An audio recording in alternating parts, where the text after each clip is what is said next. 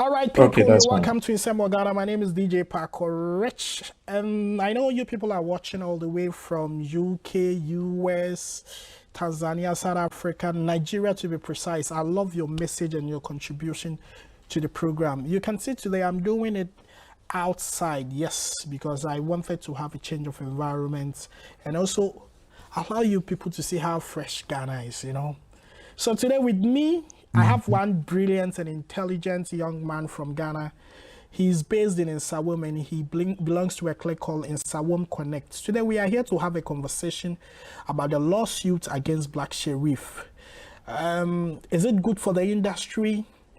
Should it be used as a scapegoat and all that? Let me get to Chris and have his own thoughts of. Chris, how are you doing? I'm good, DJ Paco. Yes, I. Thank you for accepting to speak to me on this platform. I'm very, very grateful for doing us that honor. Yes, I think a few days ago I saw your post on Facebook, which I felt made a lot of sense. So I decided to read more into it. As at the first thing you wrote was DJ Slim contribution is the least of all the factors that propelled Black Sherif. And then the last thing that you posted, Rantown suffered similar injection in 2015. Yes. And this is in connection with the lawsuit against Black Sherif. He's not the first person that had this kind of case. Familia, had a similar thing, and this one also came up. There are a couple of issues like that. Do you think this is something that is pushing away investors? Or do you think that we are doing this to kill the shine of these young talents that comes up? What's your view about this whole thing about Black Sherif and the lawsuit against him? Okay. Then let me first start with the talent. Let me Okay. start with the talent, and then maybe we move on to the investor. All right. Yeah. Well, lawsuits in the entertainment industry or the creative industry is nothing new. Probably it's new within our space because we we are the Famanyame kind of people. Yeah. So Yanka Wofie. most of the time, exactly. But lawsuits in well-developed industries, they always fly here and there. So it's nothing new, and I think it's not a way to also discourage the artist. Rather, some of these lawsuits are rather here to provide the entire industry with enough education. And it's believed that once everyone is well educated, you would even be very careful the kind of contract you go in for, and then how you also comport yourself, or how you also go by the terms of every contract that you go into. And then on the part of the investors, for me, I think it's very good. This would rather even boost investor confidence. You see, let me just take you back to the election petitions we've had in recent times. Okay. We all voting, we all have our voters ID card here and there. When it's the 7th of September or the time for voting, we all do vote. In our minds, we thought we understood the electoral process. After those election petitions, you and I, you bear witness, it got to a point we got enough information about what really goes into our election, national election for that matter. Yes. So some of these cases are also going to open the doors. It's just an eye opener for people, especially the investors who are not so much into our industry, to then get to understand how things work within our industry, get to understand the laws within our industry, get to understand that, yes, there are avenues that even should the worst thing happen after your investment, you can still address such issues within those quarters. And like the normal business principle is, before you enter into any market, you need to really understand the market, and then you need to understand the laws of the market for you to excel in any new market.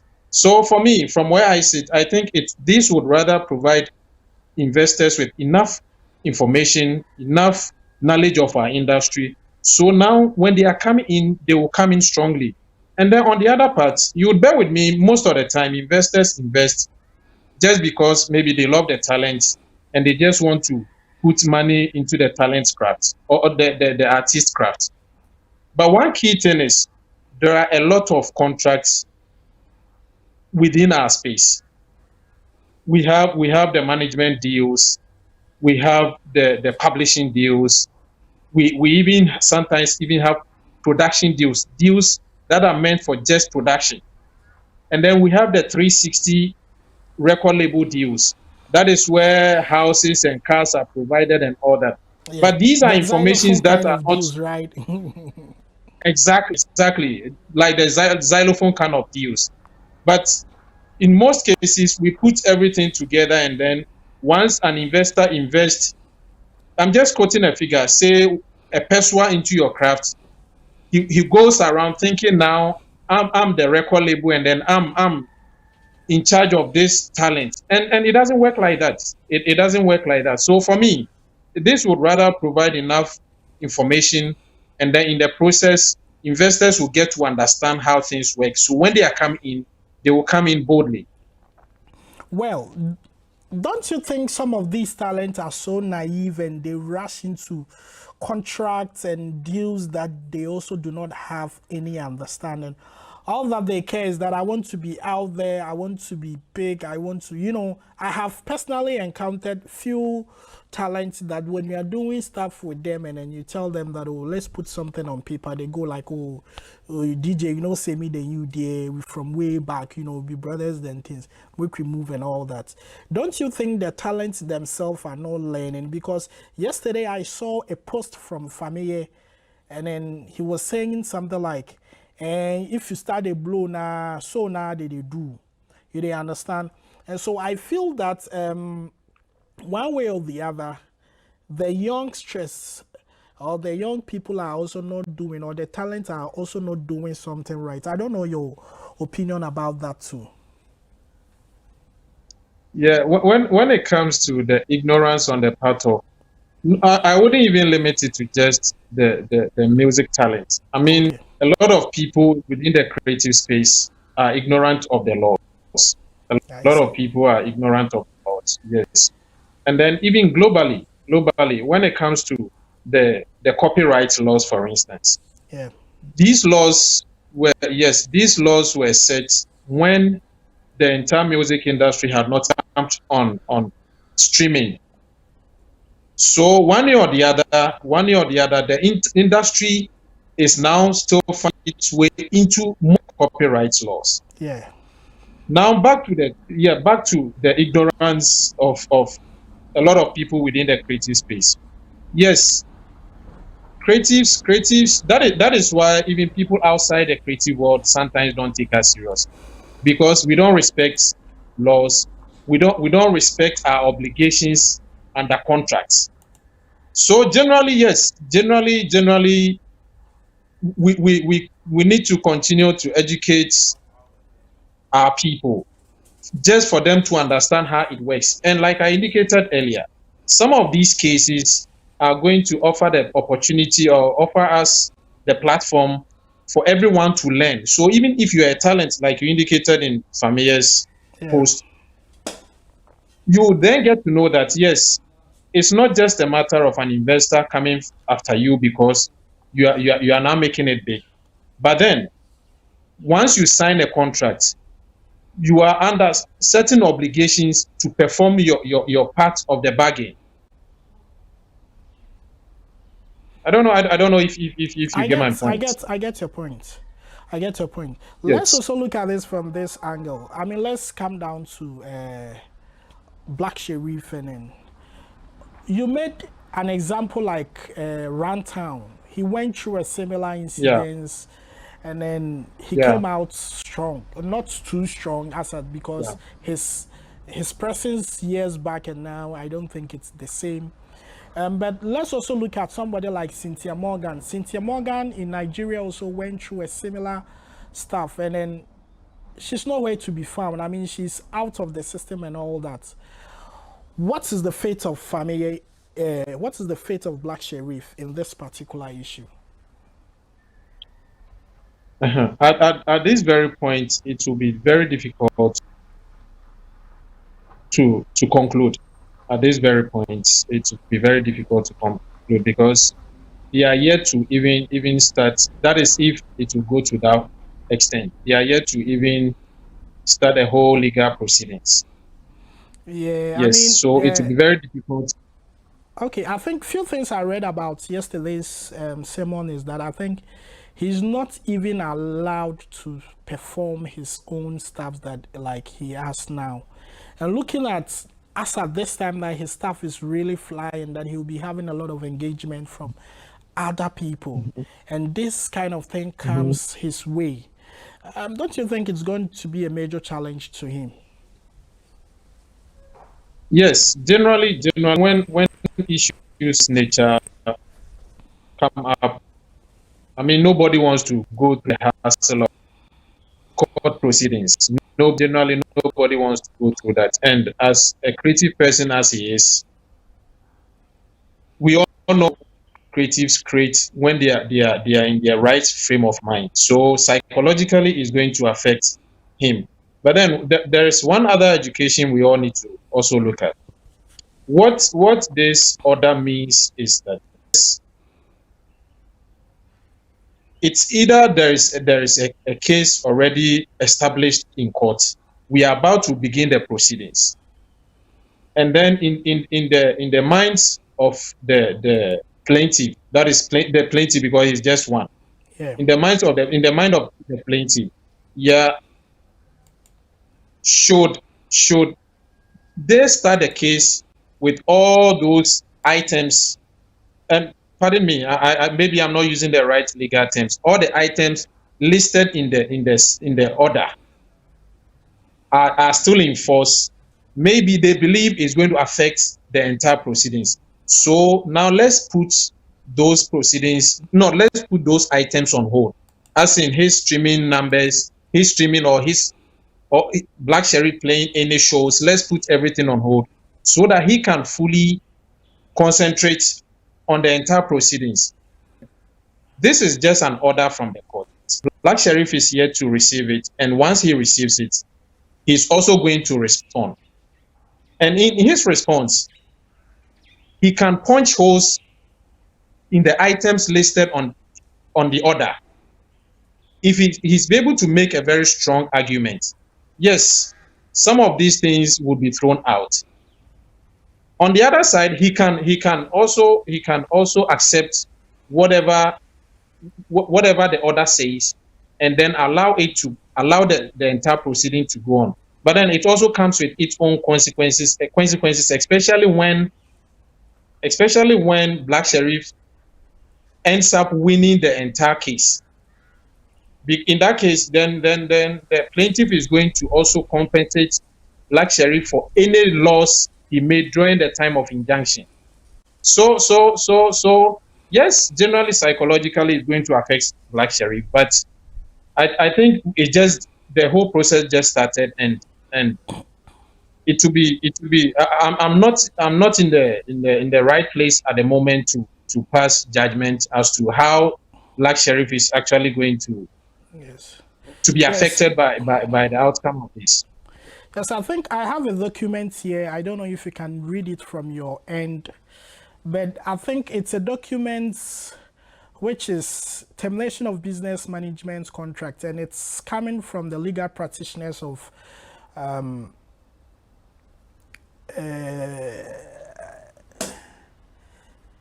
think they are soliciting on behalf of Muhammad Ismail Sherif, which is Black Sherif, right? Okay, so yeah, Mr. Owusu, if I can, yeah, Mr. Owusu, Sure. Termination of business management contract. We act as solicitors for Mr. Mohammed Ismail Sherif, on whose instruction we write. On instructions Our instructions are that by any agreement dated 18th August 2021, the agreement, our client appointed you as his manager. We have our client's instruction to confirm our client's acceptance of the termination of the agreement following discussions between you and our client. Our client is accordingly no longer bound by the agreement.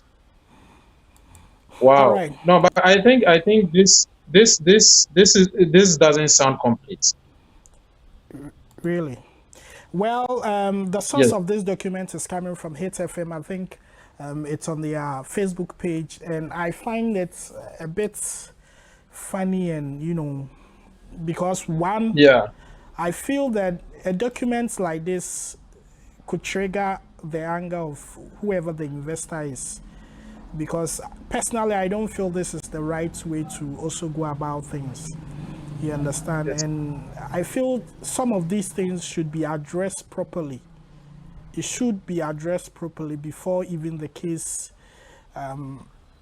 Well, the case is already in court, so I don't think there is much to be done till maybe both of them have their legal representatives and then to battle it out there. Because as at this stage, I'm sure that they have tried several ways to resolve these things at home. I am very sure, because listening to Baba Sadiq on Hits FM this morning, he spoke very well, and he said he personally initiated a couple of meetings between Black Sherif and the Shadra guy who is called Snaps also. Yeah, he initiated several meetings, which I think Black Sherif and his team couldn't meet up to the time of the meeting and all that. So I think there is a lot to dig in this particular issue.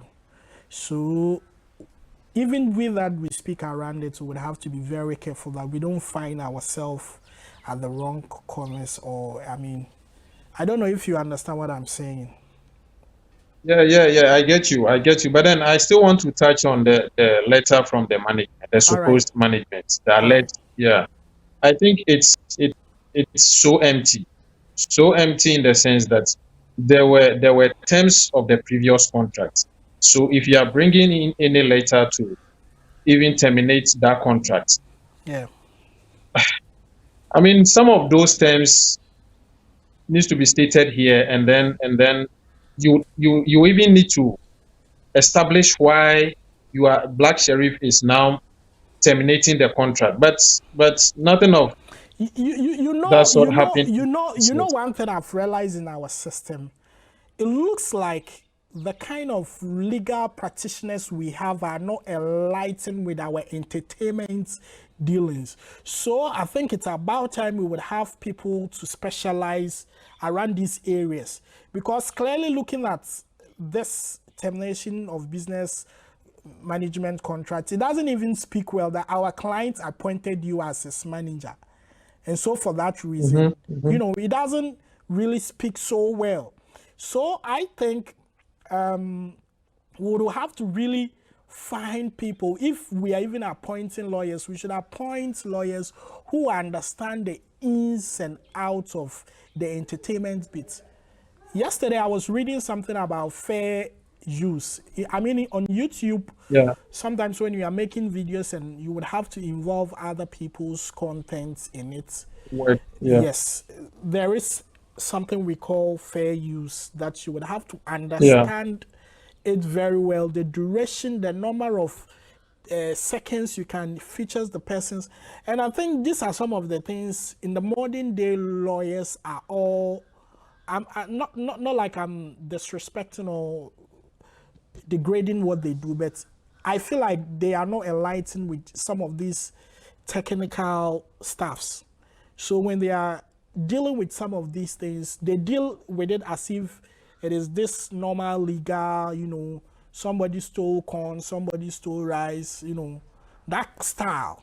So I think there should be a lot of education on this contract. I mean, I bet you if most of these artists are bringing some of these contracts that they have with some management, you will laugh at it because some are very empty and And there is one thing we would have to be very, very careful. This thing started not today. I don't know if you've realized that most of the artists that we have, they sign contracts and they will come and they will give you excuses that for some reasons that details of the contracts cannot be known and blah, blah, blah, blah, blah, blah, blah.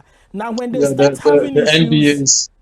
you understand, we had the same thing with Shatta, whatever deal that Shatta signed with Xylophone.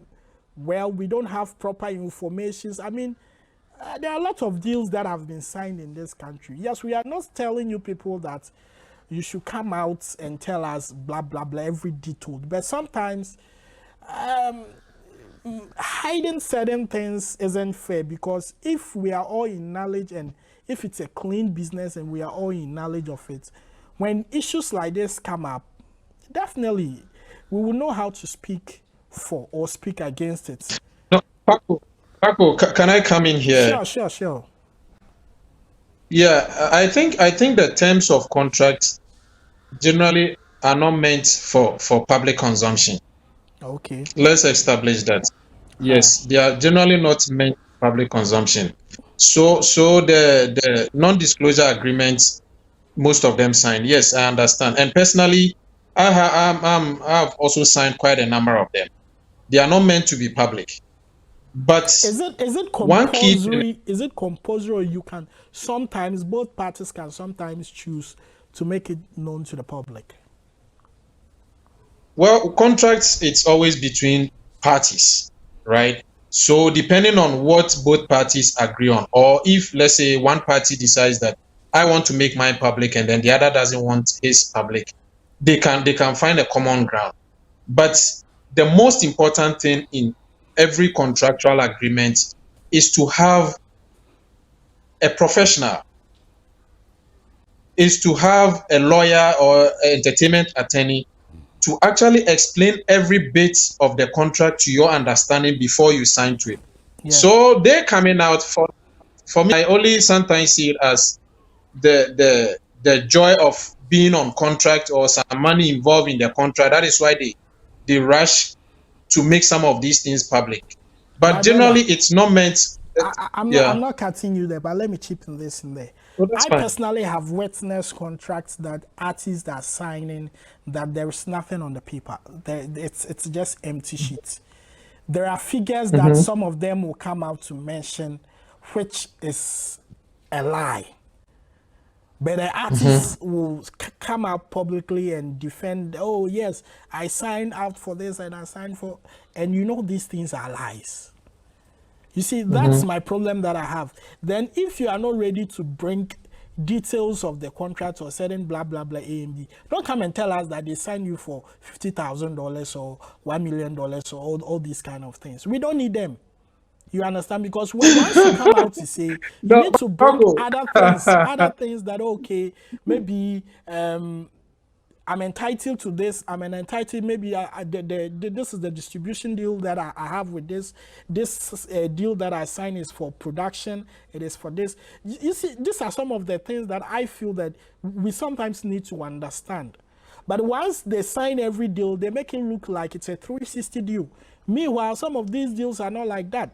There was this boy that did this song. Imagine if I was a rich man. Yeah. Imrana. Yes. We had same issue. Now with whoever signed him coming forth and back, I said I will give you this. He says, you said you will do me this, blah, blah, blah, blah, blah, blah, blah. And these things keep repeating. And look at that boy. He was a fine talent that we all believed in him, that he could have made some difference or made some impact. Where is he? He's nowhere to be found. The talent is gone. It's down the drain. So I think we have to be truthful to ourselves. That's my own, that's how I feel now. We need to be truthful to ourselves. Well, like I said earlier, we still need to involve entertainment attorneys in everything in every contract that we sign.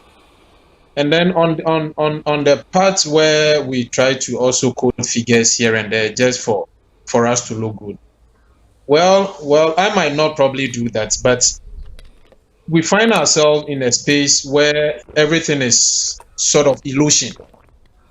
The entertainment industry is make believe industry, Yes, the and the fake life is too entertainment much. industry also, yes, it flies on hype.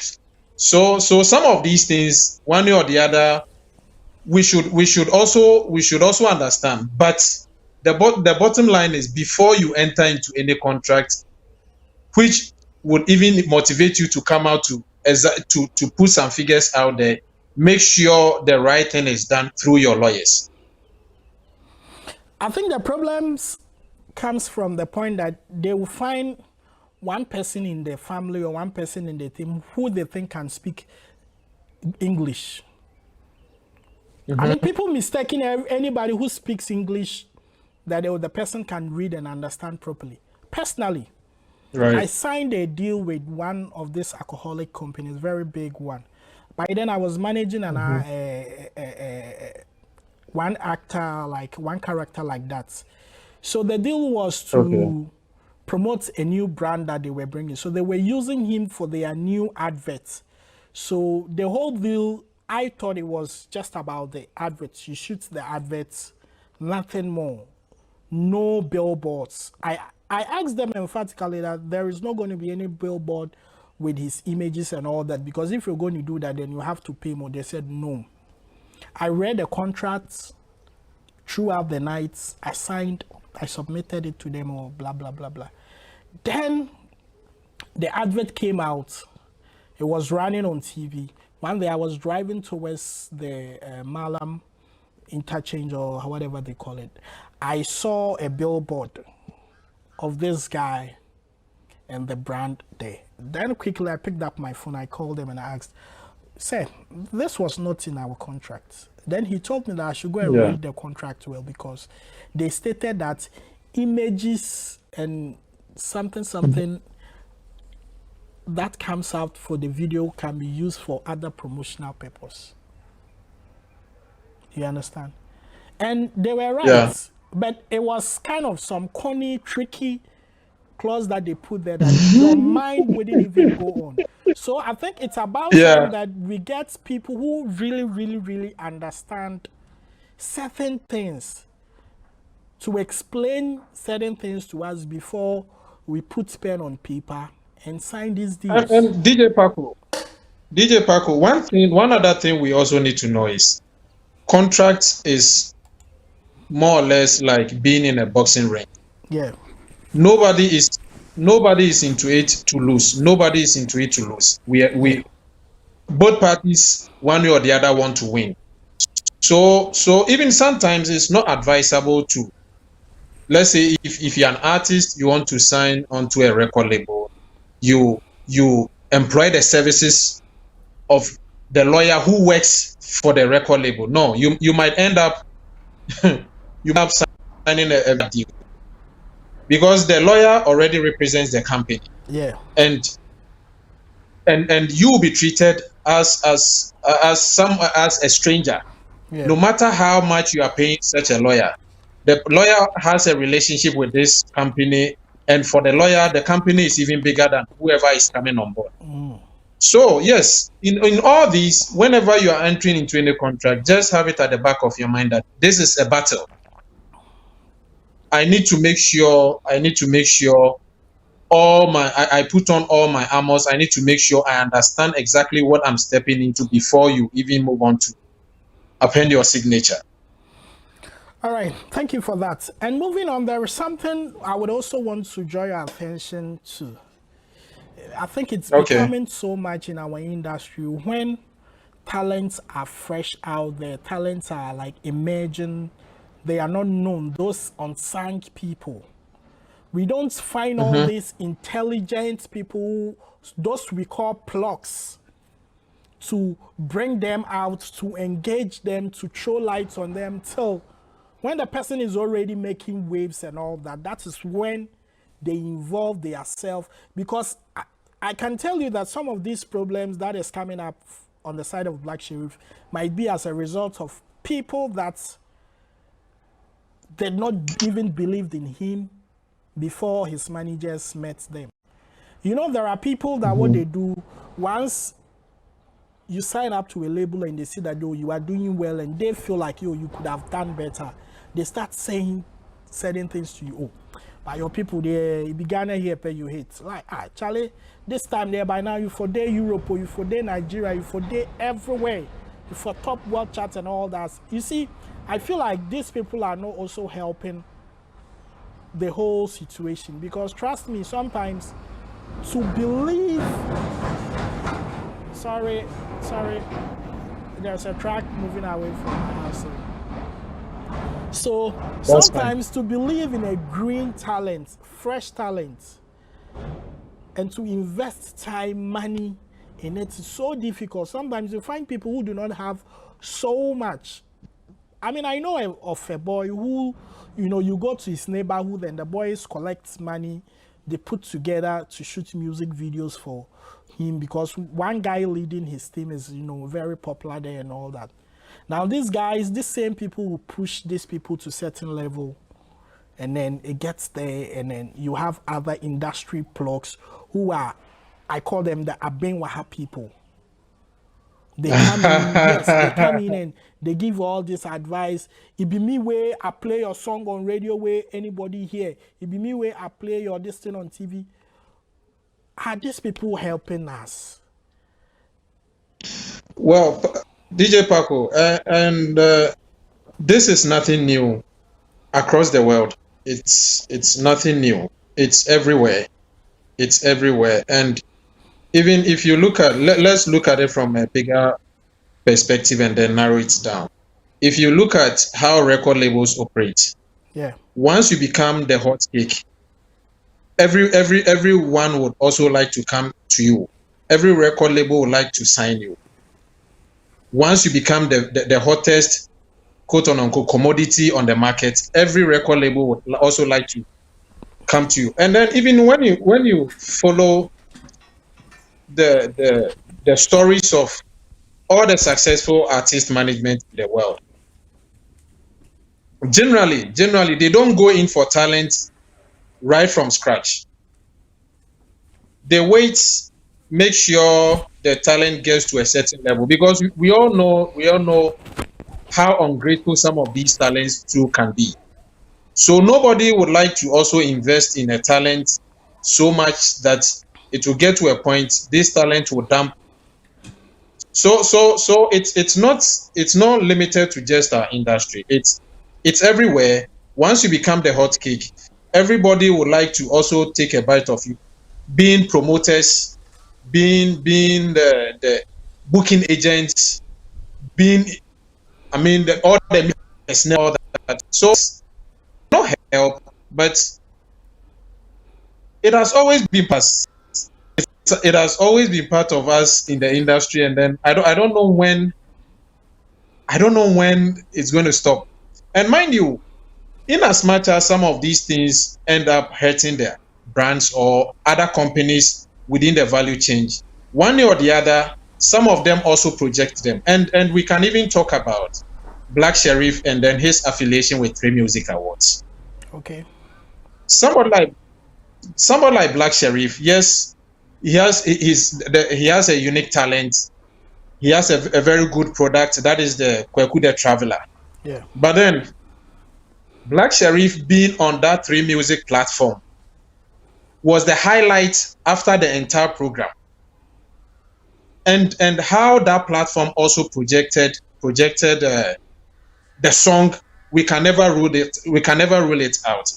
Well, I've heard comments of people trying to also even question why the CEO of 3 Music Awards, Sadiq, is somehow attached to Black Sherif now. Yes, no matter what, somebody like Sadiq has contributed to the success of the song. And for me, if Black Sherif has people like Sadiq around him to also guide him through, it's never out of place. And for all you know, some of these people around Black Sherif and then some of them trying to project him are not even taking a penny from him. That's a so yes. With that way, I think I disagree, because I mean, a TV station it's a content creating platform and all that. So in one Yes. way or the Yes. other, they stand to benefit somehow, some way from him as well. And the artist, okay, fine. I get your point. The artist equally benefits. That is all what I'm trying to put across. I get you. All right. Then with there was a particular one that you spoke about, the DJ Slims and the Kumasi people too. Yes, it looks like. Okay. Let me find that. DJ Slim's contribution is the least of all the factors that prepared Black Sherif's Quick the Traveler. Yeah. What do you mean by his contribution was the least? Well, you see, we all know where the song is now, Yeah. right? And then the height at which the song finds itself. I mean, we can every analyst would also try to list some contributing factors which are one or the other influence the song to that level. And for me, I think people trying to give credit to DJ Slim for the success of this project. Well, I wouldn't say he didn't contribute at all. I wouldn't say his editorial, if that is how they want us to put it. I wouldn't say that editorial didn't contribute to the success of the song at all. But then I would first focus on the talent. And for me, Black Sherif, I would always say, not trying to compare him to a Okomfo Kwade, but he's the Okomfo Kwade of this generation when it comes to how unique his talent is. I see. So let's give credit to that. Now let's give credit to the product that has generated a whole lot of buzz. Let's give credit to the product. And 3 music awards never be taken out of conversation. We jump to beyond Ghana. We've all witnessed what Empire has also done for the song. Yeah. Black Sherif's association with Empire, where it has catapulted the song. So yes, me after listing some of these major contributing factors, any other one doesn't count so much because then I'm sure Paco, you can equally create the whole impression that yes, you are also a contributing factor to the success of the song. I am. Chris There can are also no two ways about that because I have data to create that impression. prove that. Yes, but then in the list of contributing factors, where are we going to place yours? I know you've placed, you've played a role in all this, but then in the list of contributing factors, maybe yours wouldn't come within the first 10 or the first 20, and that is where I don't want us to even spend too much of our time on. Yeah, I would like you to read something. I'll show it from you from this end. If you can actually see it, that would be great. And that was a comment made by some of these Nigerian viewers that I have, and I think it is something we need to pay attention to. It really makes sense a lot, and it connects with what we are saying. And with his submission, some of the factors that you think that promoted the Quick the Traveler was not even captured in. I'm putting this across because this is coming from an outsider, somebody who lives in other parts of, the country. The world. Yeah. Yes. Yeah. So I think they actually have different insights from what we see here. Because probably we might say what projected that song is this, because that is what we are seeing here. But what they are seeing here is different. So I don't know if you can read it from your end. I'll be very glad. No, even the initial letter I was really struggling to read, but let me try. So let me put my 2 cents here. The acceptance of Black Sherif is about his intimacy with some Nigerian young celebs, his affiliation with Empire, and his arts. His art, that's the lyrical prowess. There is something resonating about his sound and lyrics. It's like a cry of Every honestly. African child. I'm really struck Oh, of okay. Let me zoom every into child this trying point. to survive, trying to survive. You can feel pain and passion Okay, in so let the me zoom voice. in. Let me zoom in for you if that will help, so that I move along with you. So I think you go to Okay, every African child struggling. struggling to survive. You can feel the pain and passion in the voice. So every young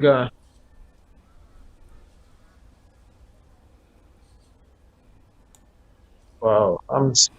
Okay, I think what I'll do is that maybe I'll try and copy and paste it to you maybe later on, so that um, Okay. you have an idea of what he was saying.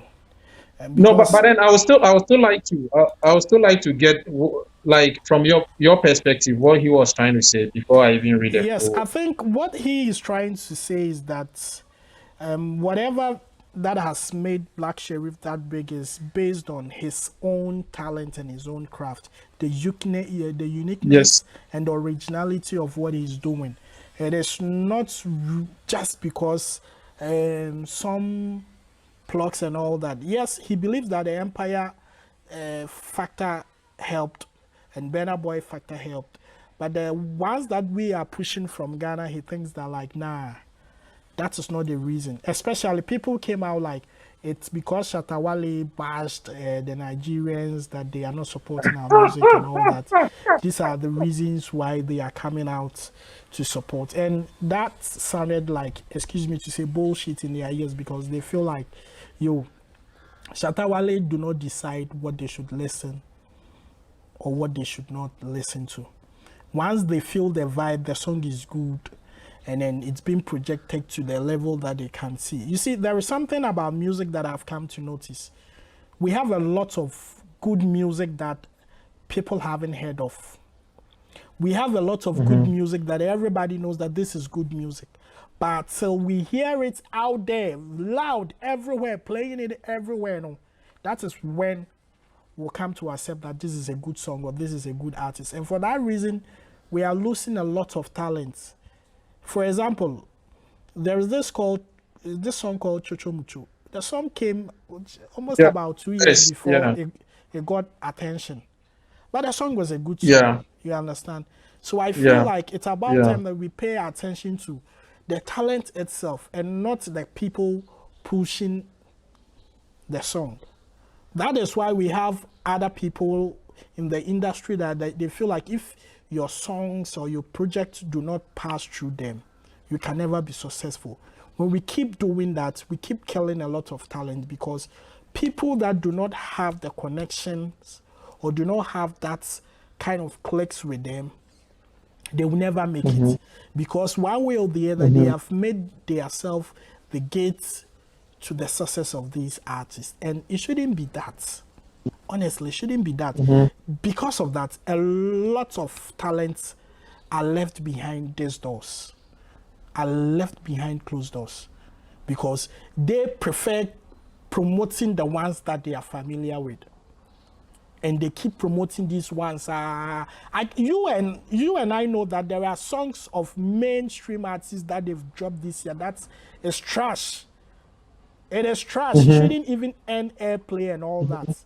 But we have songs Mm-hmm. from people from Insawam, Cape Coast, Takrady, and that are very good songs. But because they are not in these good books of these so-called gatekeepers and plugs, they are suffering. So it's about time that culture, we should put it somewhere. No, DJ Paco, I would like to come in here. Come in. I'm so much interested in the point you've raised. You see, I get that sentiment. I get it. But then we always talk about gatekeepers. Nobody made anyone a gatekeeper, right? It's how you position yourself in the industry that will earn you one way or the other that tag. So yes, we do talk about gatekeepers. For me, gatekeepers play the role just as any other person in the industry or in the value chain. Now you are talking about talent. Yes, it's true, and I really like the in some talent bits. Yes, there are a lot of talents in some that we are all trying to push. I know there are a lot of talents in Cape Coast and all that, but we all know that it doesn't take only talent to run this game, and we shouldn't also lose track of the fact that it's it's a business now. It's music is purely business. Yeah. So yes, probably the gatekeepers are jumping on the hottest commodities, not necessarily trying to sideline other talents. You made reference to Bless. I have had personal encounter with Bless. Bless find talents, but you bear with me, even the song moved and then left the entire brand behind. Yeah. Even to date, a lot of people don't know He's the one the behind image that behind song. that song. Exactly. And then do you blame the industry for such a situation, or you blame I the don't blame talent him. and I then don't blame and him his for management? Bless. For Bless, I blame the personality because I personally had my own encounter with him. I'll tell you, me, Mhm. I'm not those ones that are afraid to talk about these things. When that song came, I was at Atinka. By then, I used to have a girlfriend around Konongo, Kumasi, that area.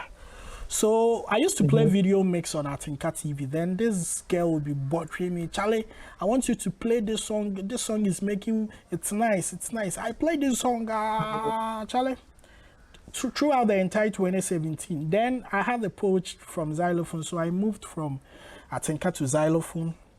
I started playing the song also there. I played it to the extent that now his next production that he did, video production that he did with our in-house video director, which is Director Abbas.